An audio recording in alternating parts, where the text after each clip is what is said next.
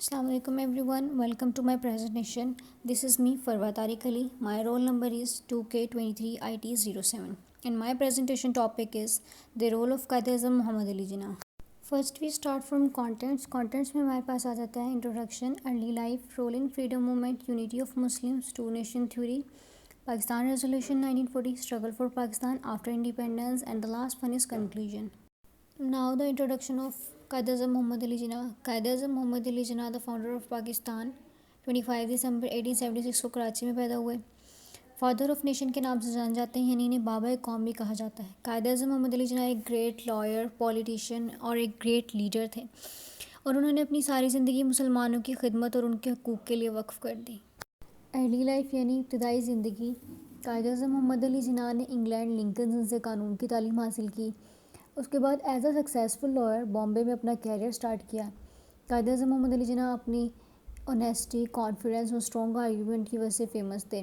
उन्होंने मुसलमानों की खिदमत के लिए सियासत में शमूलियत इख्तियार की। Quaid-e-Azam Muhammad Ali Jinnah जो हैं वो बचपन ही से इंटेलिजेंट और बहुत हार्ड वर्किंग थे।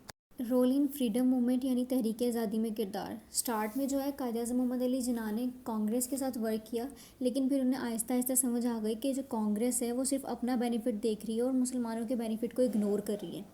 उसके बाद उन्होंने मुस्लिम लीग ज्वाइन की और उसे एक स्ट्रॉन्ग पॉलिटिकल पार्टी बनाया। फिर उन्होंने मुसलमानों को उनके राइट्स और आइडेंटिटी के लिए डिफेंड किया। फिर मुसलमानों के फेवर में हिंदू और ब्रिटिश लीडर्स के सामने आवाज़ उठाई और मुसलमानों में एक कॉन्फिडेंस बिल्ड किया कि वो अपने राइट्स के लिए फ़ाइट करें। नाउ यूनिटी ऑफ मुस्लिम्स यानी मुसलमानों को मुत्तहद करना।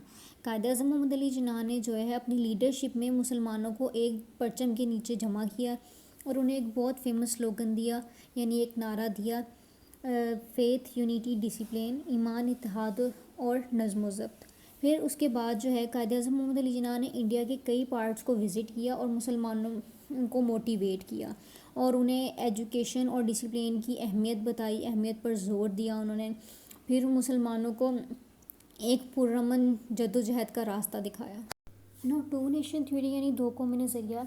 Quaid-e-Azam Muhammad Ali Jinnah इस बात पर बिलीव रखते थे कि जो हिंदू और मुसलमान हैं ये दो सेपरेट नेशन हैं, यानी दो अलग अलग कौमें।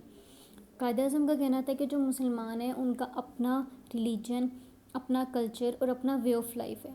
फिर उन्होंने मुसलमानों को वार्न किया कि जो हिंदू है वो मेजॉरिटी में ज़्यादा है, तो जो मुसलमान हैं वो भारत में कमज़ोर रहेंगे। उसके बाद जो उनका जो ये विज़न है वो पाकिस्तान के क़याम की बुनियाद बना। फिर उन्होंने मुसलमानों को यूनाइट करके एक सेपरेट होमलैंड का आइडिया दिया। नौ पाकिस्तान रेजोल्यूशन 1940, करारदाद पाकिस्तान 1940। ये जो रेजोल्यूशन है ये 23 मार्च 1940 को लाहौर में पास हुई थी। इस रेजोल्यूशन में मुसलमानों ने अपने लिए एक सेपरेट कंट्री यानी सेपरेट होमलैंड की डिमांड की थी।